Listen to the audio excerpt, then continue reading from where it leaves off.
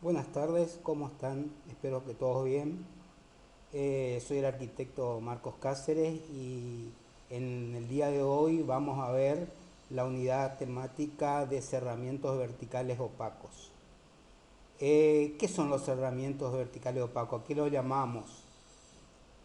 Es lo que el hombre construye para su protección. Son lo que comúnmente llamamos muros o paredes que conforman nuestro hábitat. Esta envolvente constructiva es parte de toda la envolvente del objeto arquitectónico. ¿Qué tenemos que lograr con esta envolvente? Es el confort para el ser humano, para que desarrolle sus actividades dentro de estos ambientes. Esta envolvente, como toda la envolvente, tanto horizontal como vertical, inferiores y superiores del objeto arquitectónico, van a sufrir una serie de factores de afección. A la envolvente vertical, es decir, a nuestros muros y paredes, nos van a afectar la lluvia, el sol, el granizo, el viento, o sea, los agentes atmosféricos, aparte de otros contaminantes como ser los ruidos o desde el suelo la humedad que pueda ser ascendente desde el terreno hacia los muros y desde el interior por las evaporaciones que se producen por las actividades o por las personas que ocupan estos espacios. Continuamos.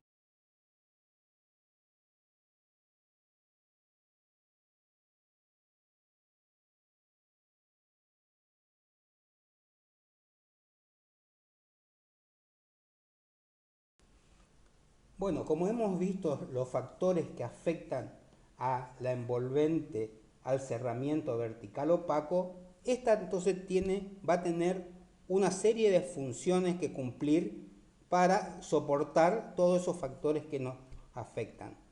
Y entonces las funciones que deben cumplir son de aislación óptica, es decir, visual, acústica, no queremos escuchar los ruidos del exterior o queremos acondicionar el sonido en el interior, térmica, básicamente aislarnos del frío o del calor, e hidráulica principalmente para protegernos de las lluvias, los vientos. Esto hace que tengamos una serie de clasificaciones que van a ser según el punto de vista que queramos verla o analizar cada tipo de cerramiento.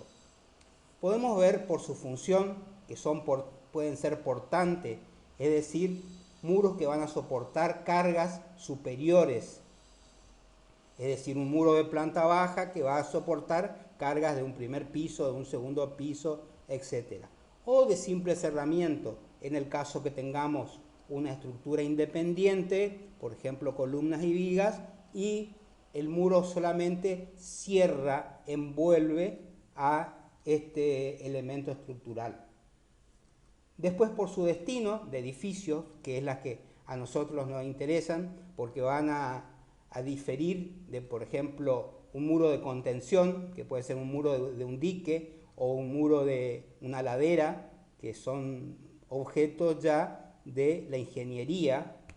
Y después los muros divisorios, que pueden ser, cuando hablamos de divisorio, es un término ya legal, que es cuando se divide un lote del otro. Y por su posición, que está muy en relación a su función, que son las exteriores y las interiores. Las exteriores pueden ser de fachada, pueden ser divisoria de predio, como hablamos por su destino, puede ser medianera, que también es un término legal que lo verán más adelante, que es cuando los vecinos comparten el muro. Interiores, cuando son divisorias de ambiente solamente. Continuamos a ver con la siguiente diapositiva. Vemos otro tipo de clasificaciones. por su constitución, es decir, por cómo está conformada esta pared o este cerramiento. Pueden ser monolíticas, que vamos a ir viendo más adelante, que por ejemplo de hormigón armado, un ejemplo, ahora vamos a ver más adelante. Mampuestos, que son las que puedan colocarse con las manos, una arriba de otra, y de múltiples capas que van a ver en conformaciones de cerramiento que tienen como varias láminas, como una sucesión de elementos que es parte de las construcciones que verán el año que viene. Por su estructura, que pueden ser macizas, que pueden ser monolíticas o mampuestas, y las huecas que forman parte de las que hablamos como múltiples capas, que pueden ser con una cámara de aire en el interior, es decir, aire entre dos capas, o de múltiples capas donde va a contener aire también. Esto está referida a la aislación térmica y hablaremos más adelante. Por su material, que es la cantidad que tenemos, es a veces incalculable porque el tiempo, la tecnología va avanzando, va cambiando y vamos a encontrar tipos de cerramiento de los que se nos ocurra, de barro, adobe, ladrillos comunes, ladrillos cerámicos, bloques de hormigón, son los más habituales que ustedes han visto en tecnología, de suelo cemento, de madera, de piedra, plásticas, metálicas, de múltiples materiales. Y cada uno de estos elementos tendrán su forma de construir para que puedan cumplir con todos los requerimientos que hemos visto en las diapositivas anteriores y los factores que afectan. No es lo mismo un muro de adobe, como le afecta el agua, el viento, a un muro de hormigón, por ejemplo, ¿no? Lo mismo uno de madera, como le afecta la lluvia, a uno de piedra. Entonces, los recaudos que hay que tomar para que funcionen correctamente son diferentes. Y eso es a lo que nosotros tenemos que ir estudiando y perfeccionándonos por estas tipologías que tengamos o que van a ir apareciendo, y vamos a tener que ir actualizándonos en la forma de construir, que es el objetivo de construcciones, digamos, la materialización del objeto arquitectónico.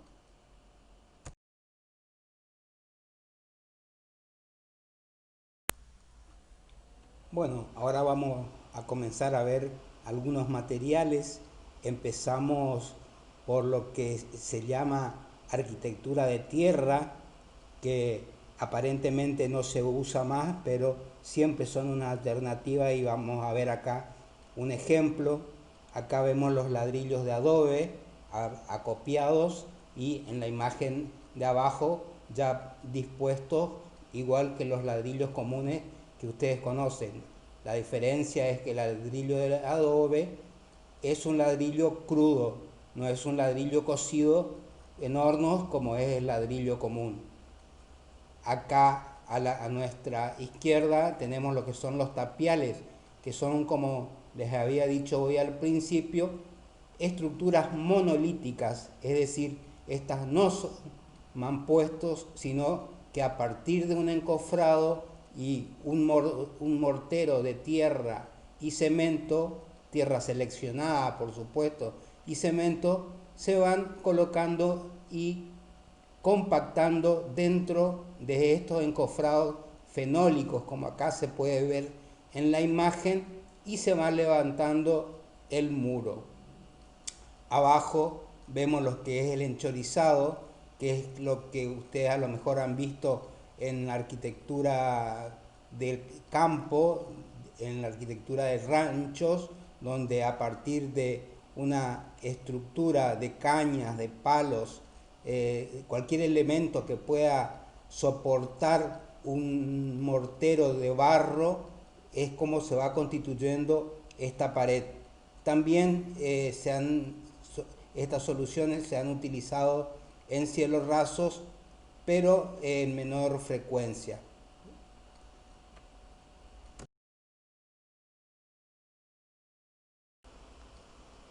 Bueno, acá vemos el tapial terminado, toda la fachada hecha con el suelo cemento comprimido. Dentro del encofrado se ven las líneas en la fachada, que son las líneas del encofrado que se va desplazando mientras se va compactando ese suelo cemento. En la imagen del centro, el ladrillo común, que están acostumbrados y habituados a ver. A la derecha vemos un muro de ladrillo, de piedras. Generalmente el muro de piedras son muros de contención o muros de revestimiento. Acá abajo tenemos dos imágenes de lo que es un hormigón proyectado. Es un tabique donde vemos que está conformado, en este caso sería, como habíamos visto en la clasificación, de múltiples capas, ya que en el interior, acá pueden ver la superficie blanca, lleva un poliestireno expandido que oficia de aislación térmica. En la otra imagen vemos el operario tirando con una manguera, con un compresor, el hormigón para revestir en su totalidad la armadura, cubriendo todo el tabique de hormigón armado. Bueno, acá en esta filmina vamos a ver la construcción de los cerramientos con el hormigón en distintas variedades.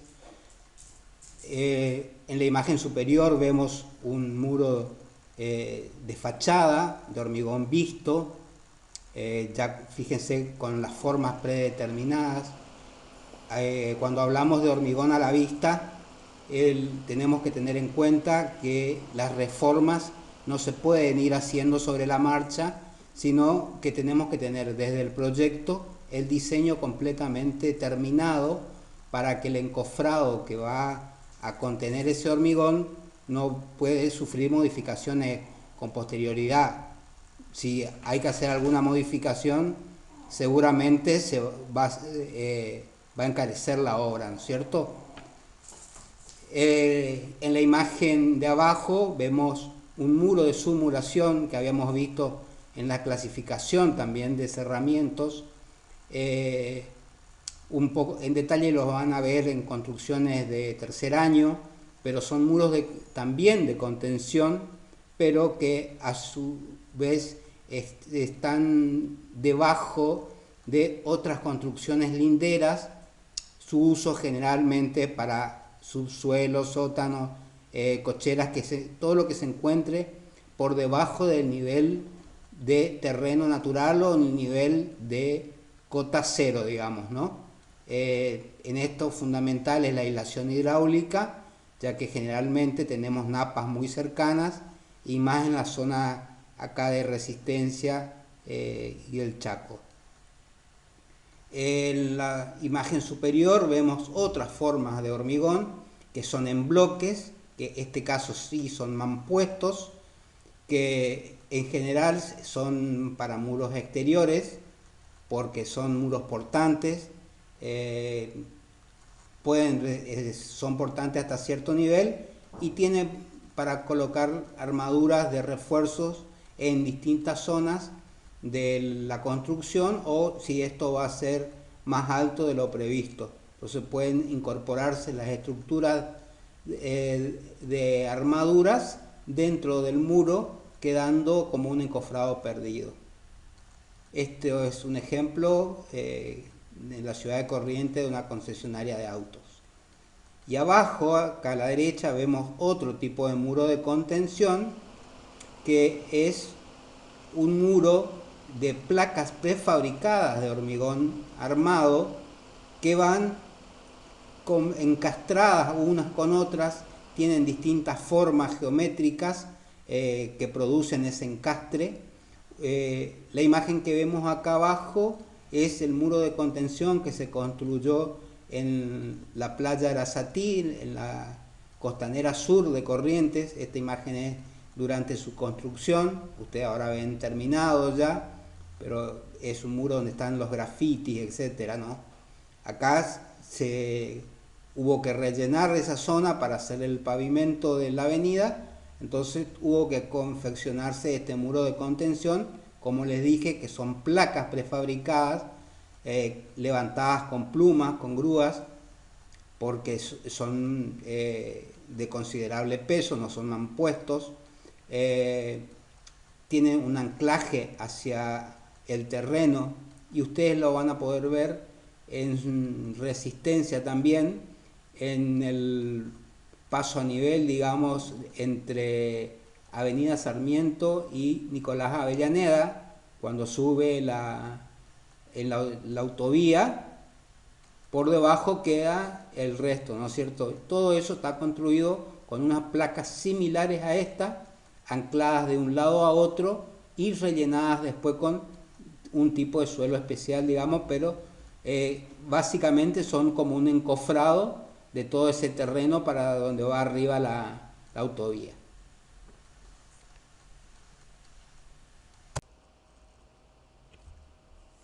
Hoy cuando hablamos de los tipos, hablamos de las macizas, como el hormigón, que estuvimos viendo recién, y las que nos interesa más en este nivel de la carrera, que son los mampuestos.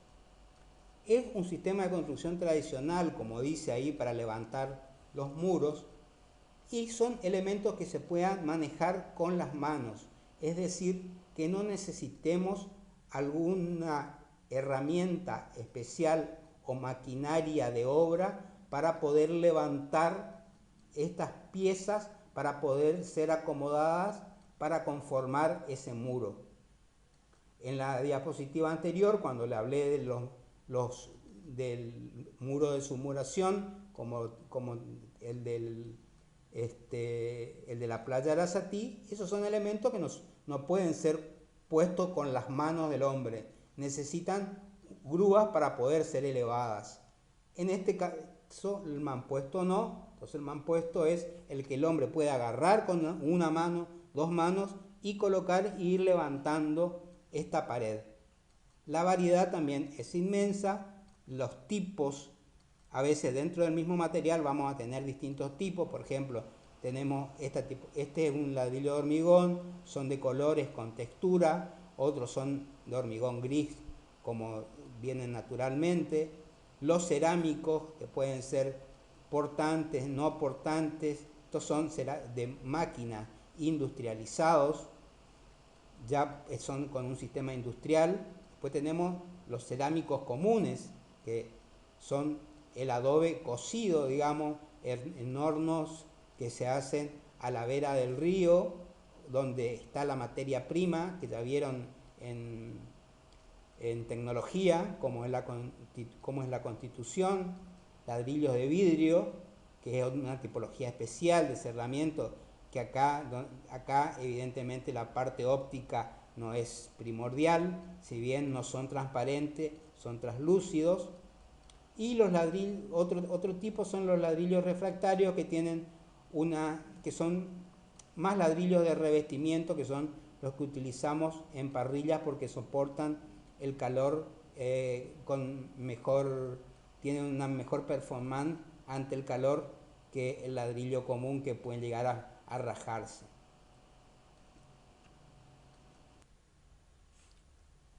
Bueno, hemos visto entonces los muros o cerramientos llamados mampuestos. Los mampuestos, entonces dijimos que son elementos que van uno sobre el otro. Estos elementos no van sueltos, llevan entre sí, están vinculados entre sí por un mortero. Ese mortero puede ser de diferentes características o tener diferentes insumos. En general, vamos a ver acá lo que más se usan en la construcción tradicional y tienen su abreviatura según las normas IRAM, que son las normas que rigen a la construcción, entre otras cosas. Entonces, para los insumos vamos a tener cal aérea, que se simboliza con la A, cal hidráulica, que se simboliza con la H, el yeso, que se simboliza con la Y, y el cemento con la C. Y el agregado fino, que va a ser la arena. Con esto conformaríamos un mortero, el aglomerante con el agregado, y más el agua, obviamente. Cuando se hablen de hormigones va a aparecer un agregado grueso, que no es el tema de ahora que estamos por ver mampuestos, ¿no es cierto?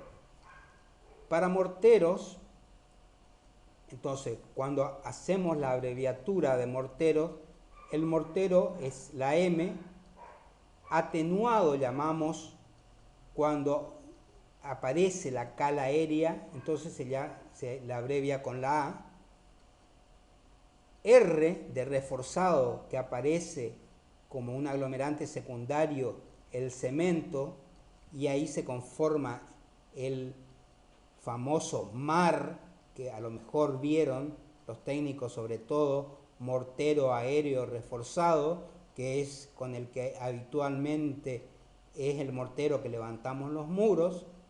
La I de impermeable, cuando aparece el aditivo hidrófugo, que es el elemento que va a impedir que ascienda la humedad o que entre la humedad de las lluvias.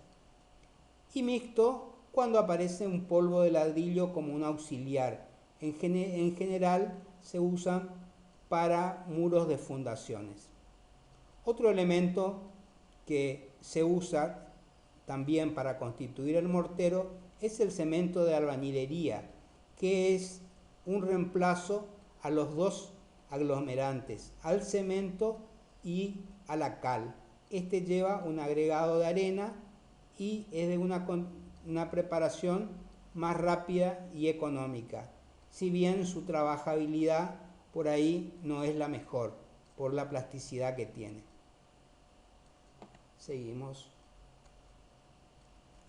Entonces vemos cómo los mampuestos van siendo asentados unos sobre otros con este mortero, que puede ser, que son, cuando hablamos de este mortero como el que vimos recién, el mortero aéreo reforzado, que lleva un volumen. Cuando hablo de volumen estoy hablando de relaciones, es decir, esto puede ser un balde, puede ser una carretilla, un volumen de cal, medio de cemento, que dijimos que era el secundario, y 3 partes de arena, serían 3 baldes de arena. Esto nos constituye, estos son, cuando hablamos de cal, cemento y arena, estamos hablando de materiales a granel, es decir, que nos vienen embolsados, y la arena viene suelta o embolsada también a la obra.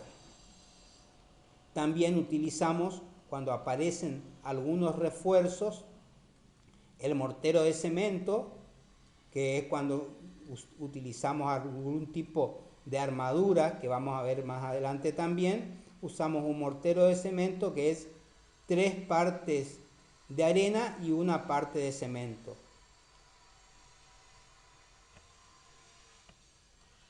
Si a este, por ejemplo, le sumamos el material hidrófugo, va a ser el material de la capa aisladora, que es el tema que van a ver ahora en aislaciones hidráulicas, que también lo vamos a subir en el día de hoy.